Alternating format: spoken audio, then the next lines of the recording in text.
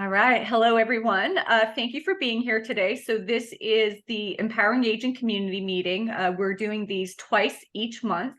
And currently, it's exclusive to graduates of the Senior Care Sales Solutions Academy and ongoing Connect Forward training clients. They are recorded. So if you were unable to make it live, you can simply watch the recording. The purpose of the meeting is to provide ongoing education to edify you as a senior care professional, so you can better serve your clients. But also when we look at marketing, business development, and sales, right? I don't want you to forget about the importance of an aging life care manager. One, to be able to identify when you have clients that could benefit from a care manager's services, because they can actually help you retain your clients longer, but also how to develop a relationship with an aging life care manager, right? A mutually beneficial relationship, because they are often making referrals to home care companies, okay? And I don't want you guys to forget about reaching out to them and cultivating those relationships. Too often in home care, I'm finding the home care owner or marketer is just so tunnel visioned on hospitals and skilled nursing facilities and senior living communities. That's great, but let's make sure that we're diversifying our referral source portfolio, okay? So without further ado, today, as a subject matter expert, we have Tina Buchanan.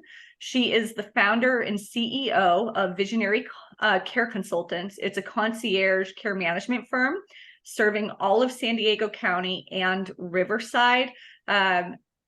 It's not been uncommon for me to refer to her as a miracle worker, because I firsthand have seen how she takes these highly complex, toxic situations, even sometimes, and just smooths it all out.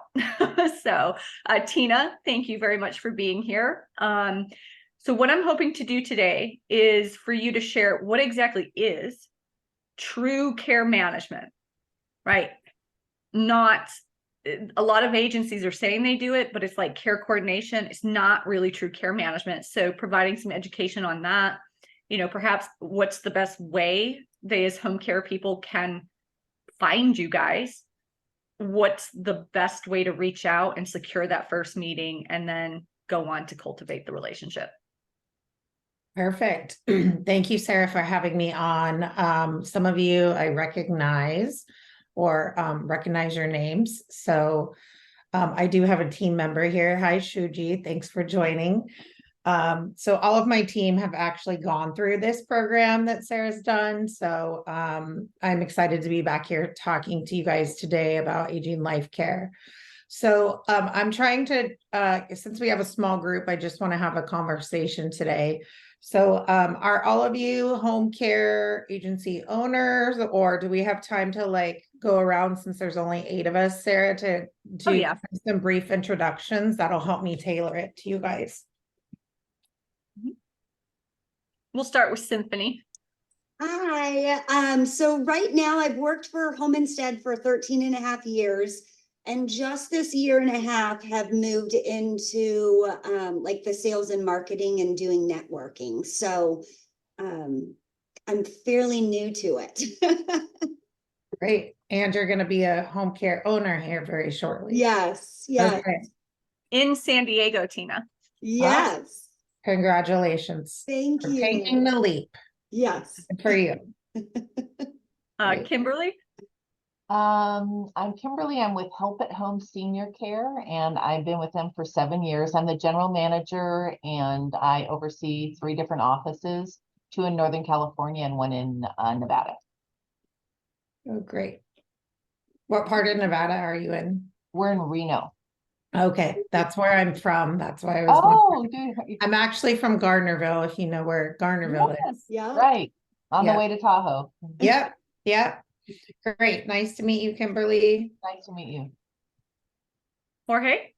Hi, good morning, everyone. Jorge Serrano. I am currently unemployed and looking to transition into the industry. I have a strong operational leadership background and also in business development. So I joined the academy. I'm part of Sarah's team to just get a better understanding of the successes and the challenges of the industry, so I can have a smoother transition. I'm also located in San Diego, by the way. Oh, another local. Great. Thank you, Jorge. Yes. Nice to meet everyone. Suji, if you're, I'm not sure if you're on a phone call or if you'd like to introduce yourself to everybody here. Yeah, hi, I'm Shuji. I'm from Visionary Care. So Tina is actually my boss, and I work as a care manager. And I kind of new to this field. I work the care manager less than 2 years, and I'm still learning a lot, especially the care management part from Tina, and also marketing part from Sarah. And yeah, I'm local in San Diego. Thank you, Nice to Suji. meet you, and nice to see you. Hillary?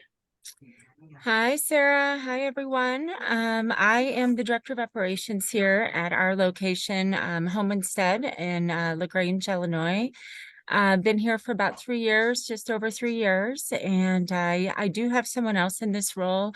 Unfortunately, as is typical in this business, our days never go quite as planned. I am actually now jumping out to introduce a live-in to a client, so I'm not going to be able to be on just too long. And Melissa is actually holding a training session today, so we are, keeping busy around here. But I always love everything, Sarah, you bring to the table, and all your speakers have been so good. So I try to soak up as much as I can. Thank you. Good. Well, it's recorded, like I said, so it'll be Yeah. reshared. Perfect. And then I think I have Holly on the line. I see Sun's Otter Pilot. Is that you? I'm sorry. Yeah, Holly. Okay, maybe not. All right, Tina, the floor is yours. Awesome. Thank you, everyone, for introducing yourself. It helps me understand how long you've been in the business, where you're located, and I'm always liking to connect. That's one of my superpowers. So a little bit about myself, if you have not been introduced to me through Sarah before. I'm an aging life care professional. I've been in the industry for about 20 years now. But I started as a director in a skilled nursing facility. I've done social services, 5 years, 6 years in many different settings in San Diego. I've also done home health social work for many different agencies. So I've seen both sides of the spectrum of what an inpatient client family system looks like and on an outpatient basis. What I learned in my career as a social worker with home health is that I really loved meeting people in their homes, where they're at, and truly helping them to succeed to stay at home. So in 2017, I started my company, which is called Visionary Care Consultants here in San Diego. I was a solopreneur for, oh gosh, I think 2 years, and then I hired my first team member 2019. Now I have a team of 10, and we recently expanded to Riverside. So I'm very passionate about the work of an aging life care professional. And I think what I'm really good at is explaining from a business perspective, explaining to people and partners like yourself what you really should be looking for and how to identify when you should refer to an aging life care professional. Hmm. Anything else I missed there, Sarah? No, I think we should jump into really the what is it that they should look for? Actually, let's start with where can they go to identify care managers in their respective territories? So this, there are care managers all over the country. Most of them, not all of them, but most of them can be found on a simple website called aginglifecare.org. So it's www.aginglifecare.org. And all you need to do is put in the zip code of the location of where you are or where you're looking for an aging life care professional, and it will pull up many members of the Aging Life Care Association. The reason that I refer to that association, we are members of Aging Life Care Association. It is a vetting process. So there are many people that call themselves care managers, care coordinators, as Sarah mentions. But being a part of the Aging Life Care Association, just like you would, if you're a fiduciary or a home care association, it really sets you apart from others. So that's where you can find the best of the best. They're bound by a code of ethics, which is really important to me as a social worker when I'm looking for another aging life care professional to help maybe one of my clients. We're bound by a code of ethics.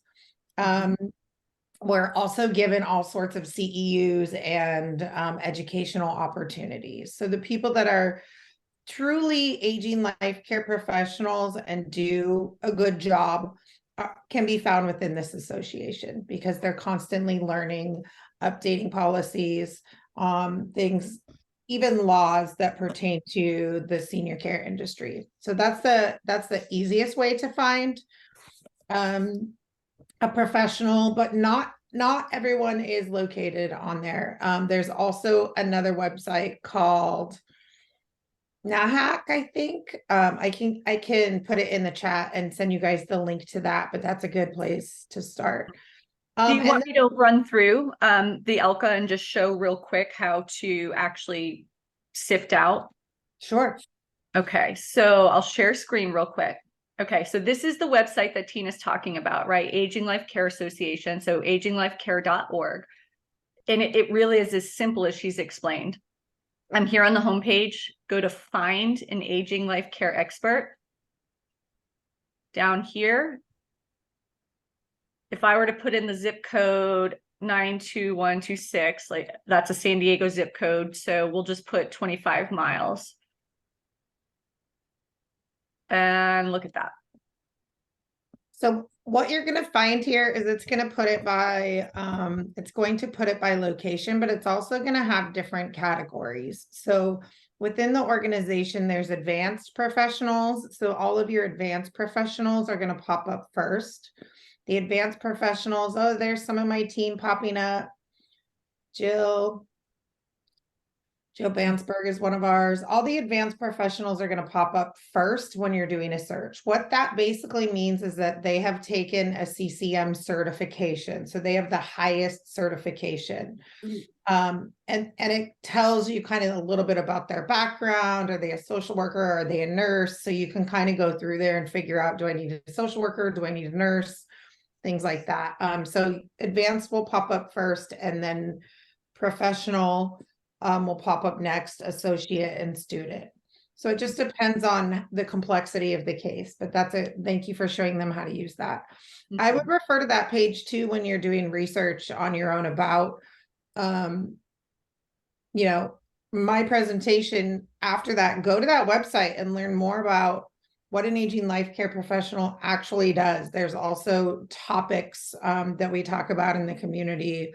There's what is it called? You've written a paper, a white paper. Yeah, a white paper. So there's white papers and topics on certain things. So it's a great website, not only to search, but to find out more about our credentials. So let's say Kimberly in her territory, she goes to the website, puts in the zip code, and just like how we just saw, all those care managers pop up. You can see their telephone number is there, their email address is there. Tina, do you have any advice for these home care professionals on what would be a professional way or the best way for them to reach out to that care manager and secure that initial meeting? Or what might be a turnoff? Like, what words should they not use? So as a professional, I always like to know where you found out about me, right? So if it is ALCA is Aging Life Care Association. Hi, I saw your information on this website. I would love to get the chance to set up a meeting with you to find out what sets you apart from others. So you want to find out what that person has to offer that someone else maybe does not, because we're all very different. With different approaches, different backgrounds, and come prepared. Read the bio. So if someone says, hey, I found you on Aging Life Care Association, I went to your website, because it often does take you to the website. Know who you're reaching out to before you reach out. Do your homework.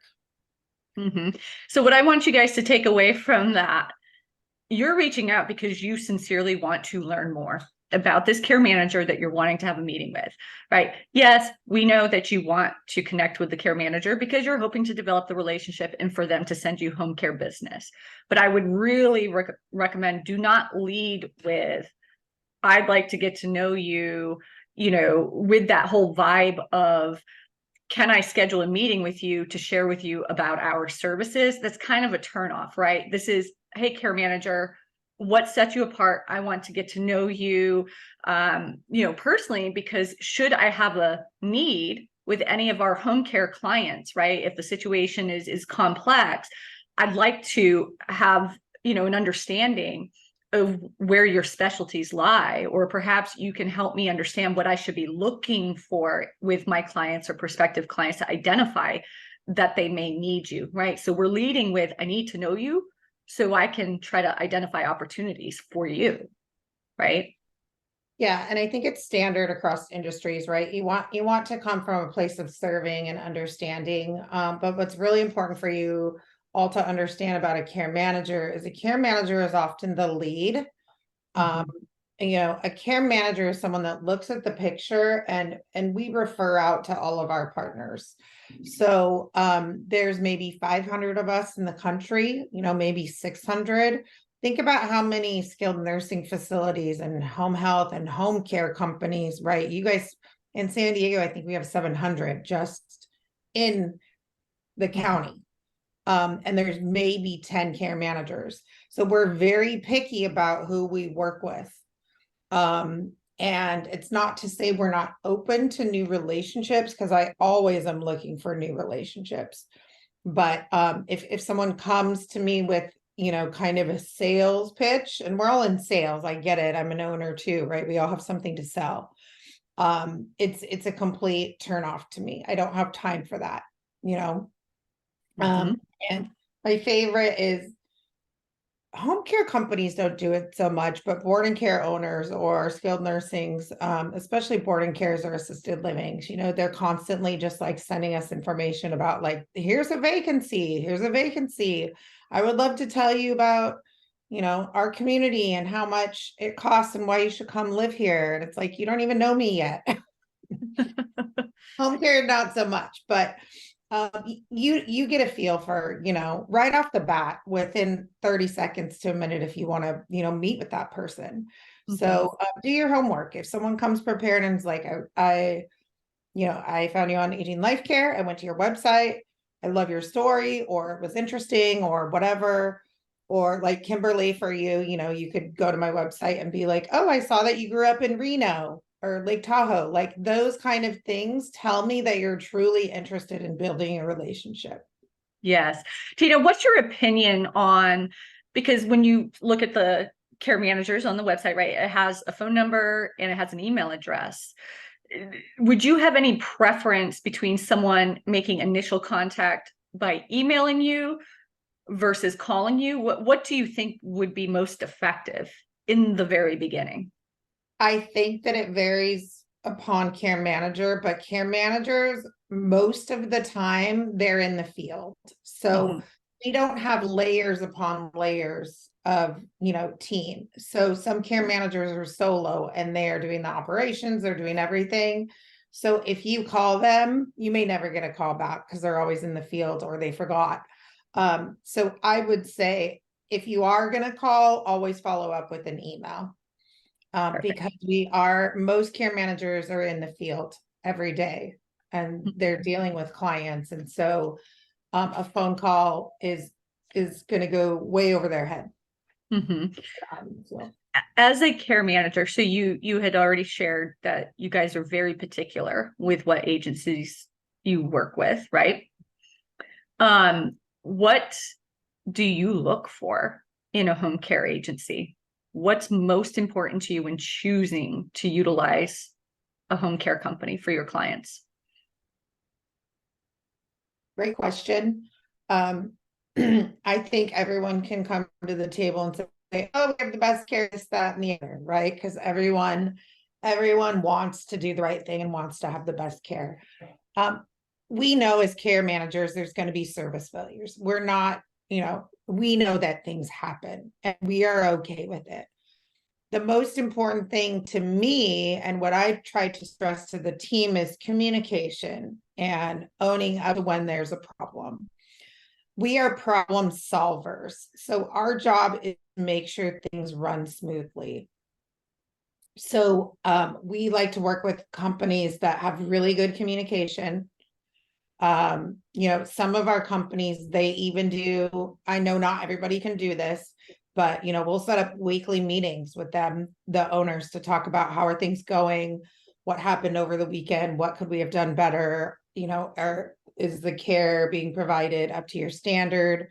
I mean, I know that seems like a pain to do every week, but it really helps build that relationship and that trust, because we have 700 we could choose from, right? So we choose companies that work to communicate with us so that we're all a team. Right. So, You're operating as partners in the delivery of the care, right? So Mhm. I do preach all the time about doing professional follow-up. If a referral source gives you a referral, professionally follow up in a consistent manner, right? Now, let's say the case manager at a hospital gives you a referral. Yep, absolutely. Thank them, follow up with them. I like to utilize that as a reason to continue to go back to the hospital. Even if Mrs. Jones is fine and has been fine for 3 months, I still want to go back and say, just wanted to let you know, Mrs. Jones is doing great, right? Because we need that face time with the case manager. But typically with like a skilled nursing facility, a hospital, right? The case managers, the social workers, it's people are coming in all the time. People are going out all the time. They're overseeing a bunch of patients. So sometimes that follow-up will kind of taper down.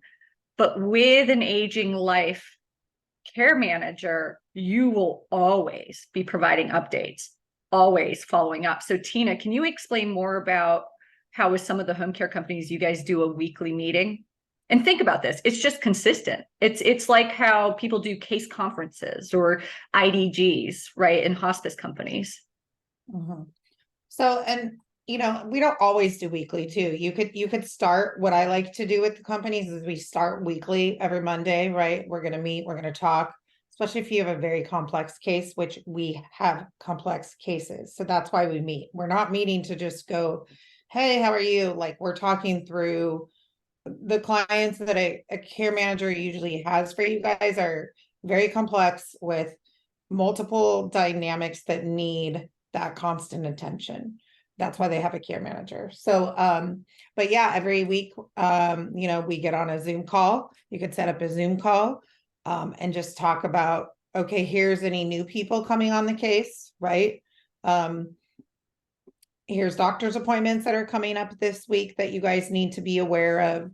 Are there any hurdles that you guys are having? Are the caregivers reporting that they're having difficulties with the client? Because remember, the cases that we have are going to be very complex.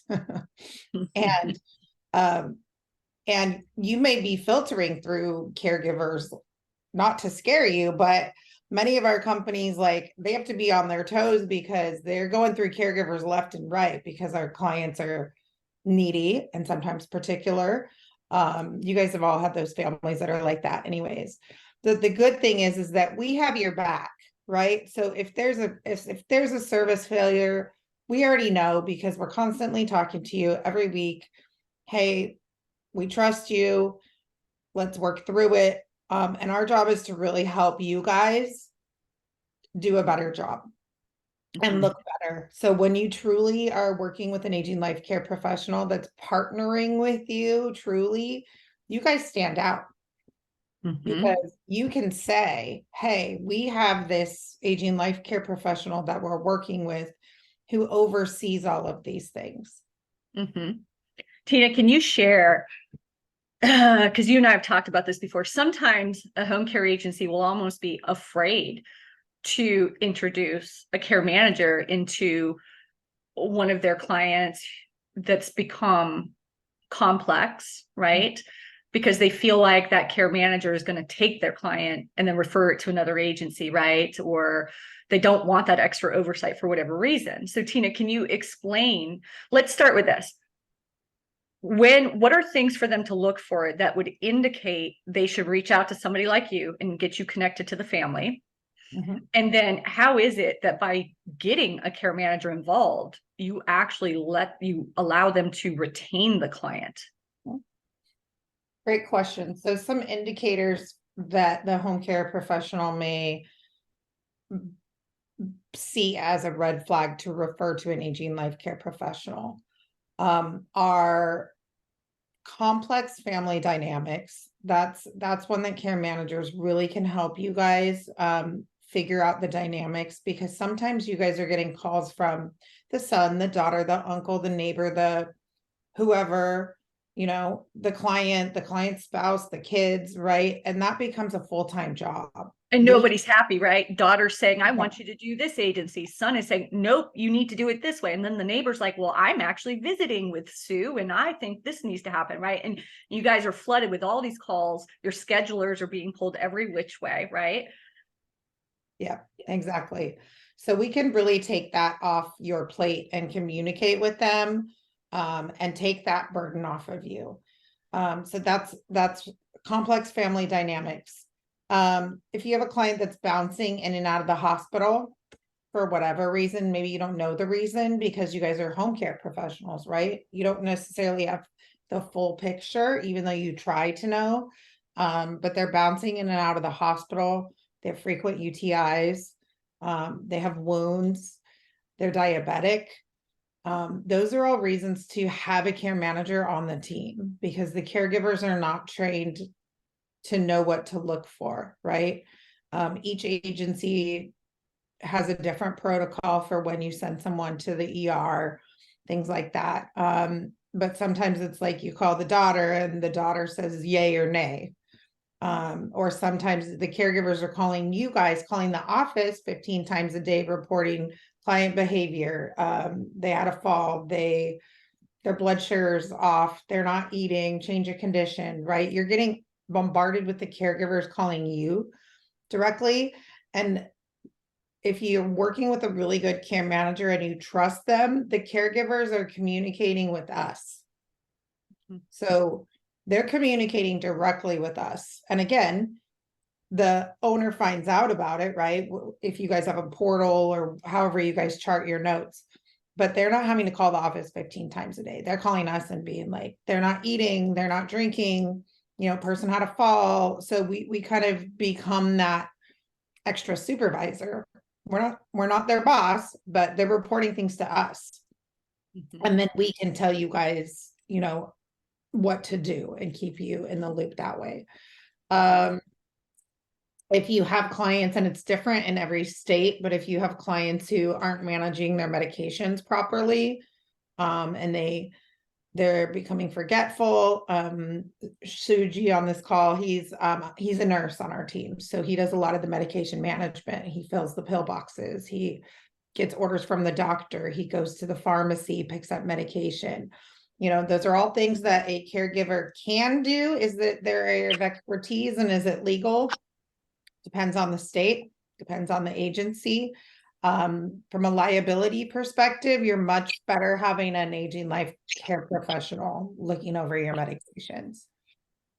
Hi, Valerie, darling. I haven't seen you since August. So hello, Christina. Hi. Thanks for letting me join. Yes. Of course. So complex families, medications. What else did I say? Bouncing in and out of the hospital. Here's a big one, you guys.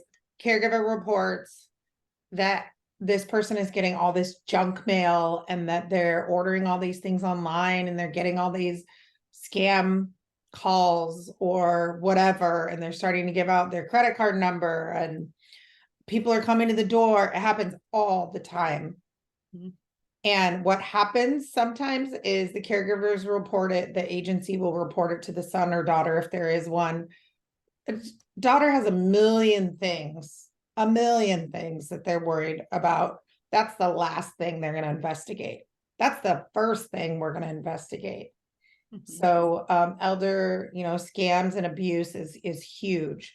So It also could just be that they have piles and piles of mail. This is a huge one that we talk to families about around the holidays. And this is something that you can educate your families about this time of year when they're going in. A lot of our families are all over the US and they fly in to see their, loved ones during the holidays. And there's stacks of mail that have not been opened for months. So there's shut off notices in there. There's bills that are unpaid. And when they're talking to mom on the phone, mom's like, oh yeah, everything's fine, blah, blah, blah. The caregiver's handling it. Well, it's really not the caregiver's role to be going through the mail and helping them pay the bills. So even if there's just stacks and stacks of it, getting an aging life care professional involved is important because, like I said, the bills and such, but to us, that's also an indicator that there's something cognitive going on with the client. They're forgetting to check their mail. You know what I mean? To us, that's a red flag of, uh-oh, there's something else going on here. Mhm. If there are, this is my favorite. I'll give you guys a story because stories will tell you what an aging life care professional does. Care company calls us because the home is hoarder-ish, not the worst I've ever seen. I've seen some stuff. I'm sure you guys have too. And not the worst I've ever seen, but pretty bad, right? They're providing care, but the client is refusing the care. I mean, she'll let them be a companion, but she won't let them bathe, dress, cook. It's really just for safety at this point because client is resistant to care. So here's another example of one you should call a professional. The client is resistant to having a caregiver in the home, but they have one companion. And then they're mad because they're like, why am I paying for this? Because they don't do anything. Well, it's because you won't let them do anything. But regardless, we can come in there and really help identify other resources for that person. So the particular case I'm thinking of, the caregivers couldn't get her in the shower because she was so weak. It wasn't really that she was resisting. It was that she needed home health and physical therapy. So we were able to come in and bring in the physical therapy. It was also that she didn't have the right equipment, right, in the home. And so they couldn't do it safely. It also turned out to be a psych issue, right? So a sense that this person was paranoid a little bit and like making, false statements. So we were able to come in and do an assessment and make sure she saw the psychiatrist. So the not showering is the symptom of something else, right? So a lot of times, a lot of things that the caregivers see, they're symptoms of a bigger problem that we can come in and fix, hopefully. And it turned out that we had to do some cleaning out of our house. Apartment was unsafe, right? There wasn't safe walkways to get to the bathroom. There was a lot. We're talking about a hoarder house too, right? So she doesn't want to go because there's not safe. She's got a fear of falling. She had just gotten out of the hospital. So a care manager can come in, and care managers, you guys, are not only social workers, they are nurses. We just hired an occupational therapist. They are physical therapists. They are, showed you what else? Nurses. I mean, you name it, right? So they're very, very vast. So they can see things from a different perspective. Some of them are mental health clinicians, right? So there's just some variety of what you need to look for. So those are some indicators of some things that might be going on. Any questions about that before I go into the second part of Sarah's question, which I don't remember what it was? No, that's a great story because an ongoing client that I have in the Bay Area, actually they had this large case, but they ended up losing it because the caregivers started to refuse to go. They wouldn't go because it was a hoarder situation, right? So I had suggested to them, do you have a hoarding solution, right? Because they didn't have a resource for that in that area. Long story short, we weren't ahead of it enough, but in that situation had a care manager been introduced to the family, because as I said in the beginning, I refer to them as miracle workers. They just have a way about them. Maybe it's the social worker approach and heart to what they do. But I can look back now and see how, if a care manager had gotten involved, would have been able, right, to get them open to having one of those resources that deals in hoarding situations, cleaning out the home, right? And they probably would have been able to maintain the case because now the caregivers would have agreed to keep going back. Right. So Yeah. that's just an example of how they can help you keep these cases. And often what happens, not necessarily with our close relationships, because they understand truly when to bring us in. But for some of the other companies, they'll reach out to us like way too late. Like, you're going to lose the client anyways, almost, right? So the family's at the breaking point and then they refer to an aging life care manager. Sometimes it's hard for us to save it. We do our best because we realize that you gave us the client, and continuity of care for the client is really important. And maybe they have an attachment to a caregiver or whatever. But sometimes companies will bring us in too late. And it's like, I could have really helped you retain this client 3 months ago, but now the family's like fed up.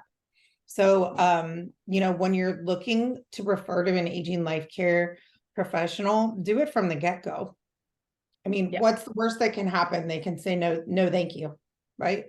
But most aging life care professionals offer a free consult, which goes into a question that's in the chat here.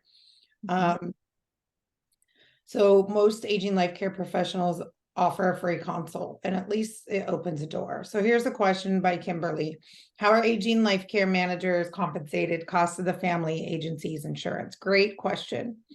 So aging life care professionals are traditionally private pay. There are some long-term care insurances that will cover us. There are some VA benefits that will cover us. But traditionally, it's private pay. So what is the cost? It varies across the country, but we charge per hour. Most professionals do. Some people you can find like a package, like we used to do packages. But the good news for you guys is most of the time you're private pay as well. So if you're working with an aging life care professional, our clients have funds usually. Sometimes they don't have unlimited funds, but it's a good way to partner with an organization that already has funds for something like home care. Right. Clients that are basically financially qualified. Right. Can you also explain? So let's say you have a client, you recognize they could really benefit from having somebody like Tina, a care manager, and it's an hourly rate, but the care manager hourly rate is definitely higher than home care. So if your client asks you and you let them know, well, it's anywhere between $150 and let's say $195 an hour, they'll be like, oh my God. But you need to be able to explain to the family, it's not really like home care. It's not going to be a super high volume of hours, right? Like a home care schedule is. Although there are situations, right, where Tina might get a new client, very complex, and there's a lot of hours to get the situation stable. And then it just kind of tapers off, right? Because now we're maintaining. I think the best thing that I have found is don't have a conversation about money with the family. Just say, here's Tina. She's going to give you a free consult. She'll tell you what she can do, because all they're hearing is dollars upon dollars, and they already have home care. And they're just like, no, thank you. The home care agency is going to take care of it. And you're like, well, I can't, but you feel bad for them or whatever. Let us have those conversations, because what we do in that conversation, that first conversation, is we talk about how we save them money. They love it. Time. We've saved marriages. We've saved, whatever. We know how to frame the conversation for where they're at, because at that point it's really not about their loved one, even though it is. But Sarah and I have done a lot of training on this. And a little bit with home care too, but with care management, it's about the individual we're talking to. So if it's the daughter, it's usually not a client calling us, you guys. I mean, 2 times out of 10, maybe, right? If they don't have family, but it's usually a home care agency or someone else calling us, or the son or daughter. If you give the daughter the phone number and she's calling us, that tells me she's overwhelmed. She needs this. She needs this, right? For her peace of mind, for her sanity. It's not even about the client when we're talking about care management to them. So we know how to frame those conversations. And once they realize what's in it for them, they buy it. Keep in mind, I'm not sure if you guys remember, but in the academy, when we do the intake portion of the training, right? And there's a template for it, not so much a script, but a style, an approach to doing an effective intake. The person you're talking to, right? It's not about like selling specifically to the care recipient. Yes, we know there's a need. That's why the daughter's reaching out, but we really have to speak to what that daughter's pain points are, or if it's the son, whoever it is that we're talking to, the services are just as much for them as it is for the person who's going to be receiving the caregiving or the care management, right? So don't forget that, right? Who are we actually selling to? Yeah, because who's care managing before we come on? Usually if there's a son or a daughter, it's the son or the daughter, or it's a neighbor. Someone's care managing, they just don't know it. And they're doing it for free, and they're doing it because either out of obligation, love, support, commitment, or because there's no one else to do it, right? And they're just like thrown into it.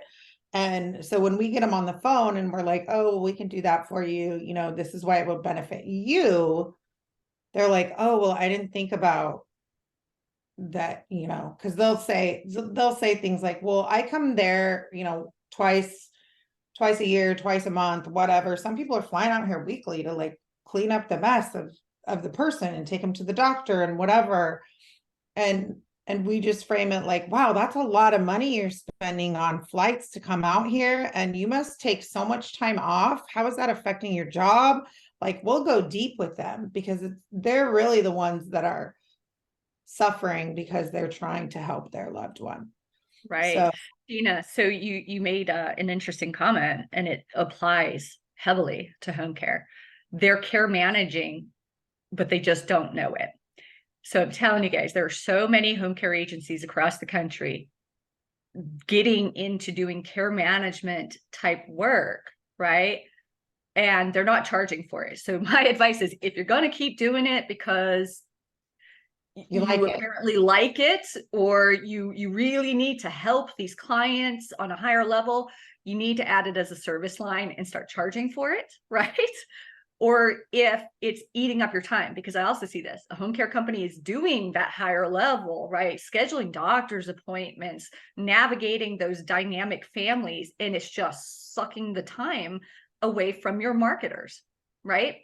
They're kind of doing that care management stuff. And then you're wondering, well, why aren't they hitting 40 quality interactions per week? They're supposed to be doing business development. You know why? Because they're fielding a call like every hour on the hour, multiple times a week. So definitely send those situations to a care manager, so that way your time in your area of expertise, which is the non-medical home care, is freed up to do what you do.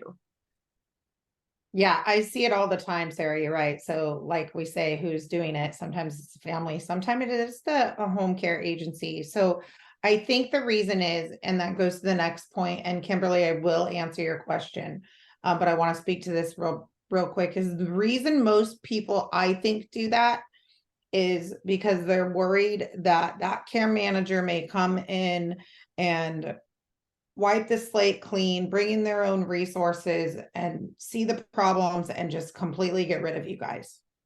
Not going to happen. If they're doing that, you don't want to partner with them, because that doesn't do anybody any good. So we'll work with the agencies that we don't have strong relationships with because it came across our desk or whatever. And they will be like, oh my gosh, visionary care is involved. Like, now we're freaking out. I'll get calls from the owners like, why was it referred to you? What? And I'm like, it doesn't matter. It's okay. Like, it's going to be okay. Like, we're not going to take your referral. we're gonna actually save it for you and like help you guys. A care So manager is not going to rip out the existing care plan because they know, right? They have a fiduciary responsibility to that client. Why would they just automatically boot you off a case to bring in another agency, maybe that they're closer with? They're not going to do that because that would be traumatic for the client, you know, if they already have a bond with your caregivers. and we see it as an opportunity. This is how I look at things as a business owner or a care manager. Again, there's 700 home care companies. I may only like 3, but maybe, you know, during a time like during COVID, I only had 3 and I needed like 10 in my tool belt because I had to have multiple agencies on at once. So from the care manager should also be looking at it as not only business, but for their clients, like, oh, a new home care agency, let's see what they can do, right? Let's see if this is a good fit. Maybe this is a new relationship that benefits you. So, and again, if you're working with the right person, they're not going to reprimand you for every service failure. We know things happen. I could not do home care, so I get it. We're going to collaborate and figure out what is the problem, right? How can we support you best with this client? And how can we make the family happy? So What was Kimberly's question? So Kimberly has a question. We have a lot of VA clients. How do you get this service for them in the VA system? So you have several very difficult situations currently that could use a case manager. Great question. So the VA specifically will not pay. It's VA dollars. So if they get aid in attendance or they have some sort of compensation that will cover it. But if they're VA and they get community-based home care hours, are those the clients you're talking about, Kimberly? Yeah, the VA will not pay for care management. So they'll pay for the home care, right? And they'll limit you to this many hours and you can't drive them. We have a company here that we work with in San Diego. And when I heard like the limitations, you can't drive them, you can't take them out of the house, I was like, oh my gosh. But there's VA dollars if they have certain benefits that will help pay for it. Okay, all right. I had so much hope because so often those are such difficult situations. They are. The VA clients are complex because they're usually estranged from their families. There's so many dynamics. There's usually psych issues, mental health, drugs, all kinds of things. All sorts of things. Right. But I know a really good care manager in Reno that I can give you her information and you can. That would be great. Yeah, you can start a relationship with her. She's not on the Aging Life Care Association website. Okay. But she's care managed my mom in Reno, so I trust her. I've even hired a care manager. Providing that information, Sarah, of how to get a hold of Tina. Oh, absolutely. Okay. Yes. Yeah, at the end, Sarah, you can put my information in the chat. Okay. So we have another comment to Tina from Jennifer. It's crazy to me that a company would feel threatened. Care management is not my niche, so I feel it's critical to utilize our partners to lean on, especially if in today's world, so that we can be efficient and focus on what we do best. Collaboration, it takes a village.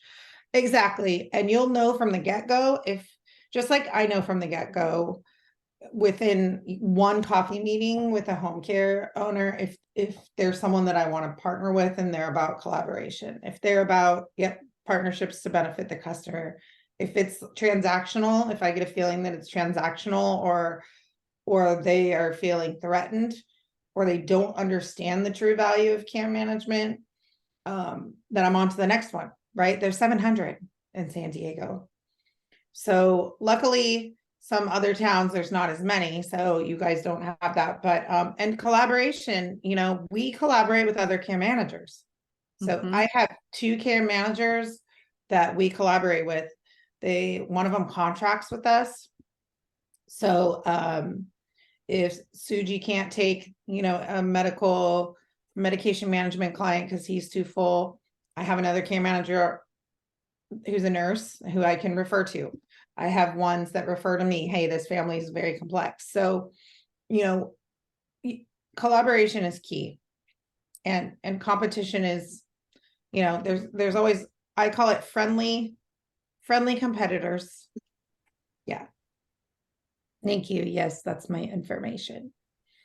So, do you guys have any questions or cases you want to run by me, or situations that you're like, would a care manager be good for this?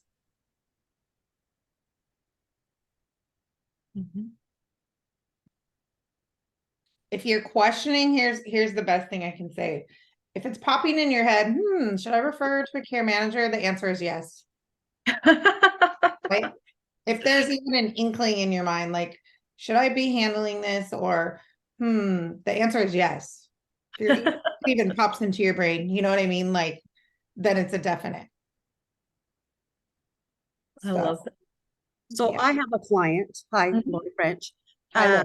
that we provide 24/7 care for. And she only has one daughter that is her account owner. That's the point of contact.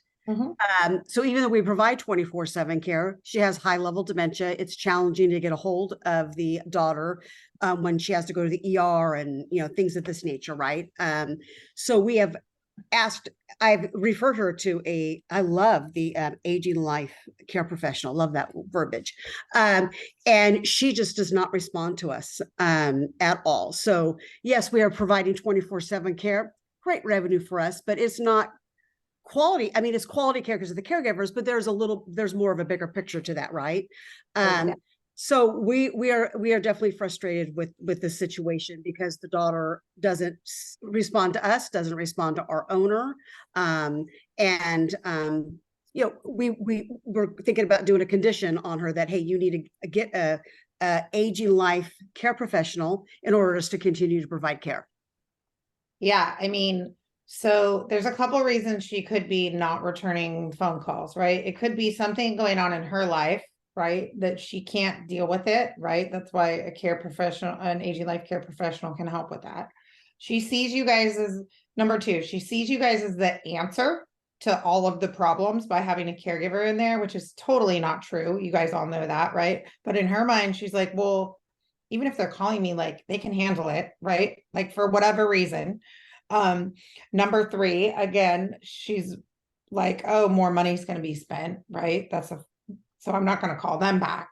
But I like that you said make it a condition, and I know that sounds harsh, you guys, but let's look at the flip side.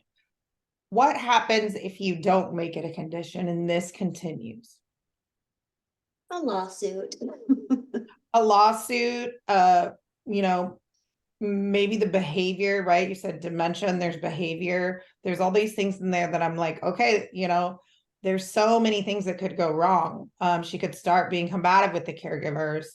And also you don't know, here's the other thing, you guys have seen it too, but as care professionals, you don't know what her agenda is. I hate to say that, but you don't know if she wants mom to die because there's money sitting on the other side. Like, so she just like has a Band-Aid in there, to like babysit. What is the client, is there, that's not a quality of life. We don't know the agenda. And I hate to say that, but I've seen it so many times. Let's just, but she could be waiting, worst case scenario, she could be waiting for the mom to die. Right? So I'm not going to take her to the doctor. I'm not going to do this. I'm not going to do that because I just want her to die. Right? So I would make it a condition, and just say, even if it's meet with them, let them do an assessment. And then they can decide between the care manager and the home care and you and the mom and the daughter. Is it a daughter you're talking about? Mhm. Right? At least the assessment. And then you can say to the daughter, see, the care manager said all of these things. Are you going to be doing that? Or is the care manager going to be doing that? Right. And then I'm thinking, of course, adult protective services, but of course we have 24/7 care. So the client's not being neglected in caregiving. But I did have a care manager tell me that, but my client cannot make any decisions on her own at all with her severe Alzheimer's and dementia. So we really need a contact person. So that could be a little bit of a neglect, might be an appropriate APS. So that's kind of where I'm at right now too on the situation also. You know, the other thing is, what state are you in, Lori? California. Oh, you are. Okay. So, you know, if the daughter is not going to be the best responsible party, do you need to get a conservator of the person? But worst case scenario, right? But someone has to be responsible for that person. And if she can't name someone, is there a conservatorship? You know, and if you start talking like that to the daughter, it may make her mad, right? But it may wake her up and be like, oh my gosh, this is an issue here. Or she may say, that's great, because I don't want to do it. Yeah, Maybe because if she has maybe she been doesn't want- designated like the trustee or whatever, I mean, she has a responsibility. If her mom can no longer make decisions, she has a responsibility. And Okay. sometimes they don't want to do it. They're doing it out of Because they were named in the documents. right. I think she's frozen. Oh, Kimberly says I have another meeting, so I'm hopping off. Thank you. I learned a lot. Reaching out to you, Tina, for that Reno referral. Yeah. So Lori's still stuck. But does that make sense, you guys? And the other thing I would say, if Lori can still hear me, but she can see it on the recording, is that have the care manager call a care manager and be like, hey, can you call this daughter? Let us do it. We'll call her and be like, hey, I got your information from Lori. I would like to talk to you about something. And if more people start calling her, she's going to start listening, hopefully, or dodging the phone calls or whatever. It's going to give you a clue into what's really going on. So, anything else? I think we're coming on 11 o'clock, but I have some time if anyone has any more questions. I was going to tell Lori that she's frozen. Lori. okay. You guys should have all received the spreadsheet that has all graduates' name, contact information, but there's also a tab on it that's subject matter experts, and Tina's on there as well. So I will reshare that with everyone. If there's not any other questions, we'll go ahead and log off. I actually have another meeting I have to get into as well. Any final questions? You guys feel free to reach out to me. My information's in the chat, but also look on your spreadsheet. Anytime I can connect you with a care manager in your area. I know a lot of them. So just say, hey, who do you recommend? I went to the website, but there's, 50 care managers in Georgia. Who do you recommend? Reach out to me, and I have connections. I'm pretty connected, so I can tell you who's the best one and who to stay away from. Awesome. Tina, thank you so very much for being the Empowering Aging Community presenter. And I hope all of you guys have a great day. You too. Thank you.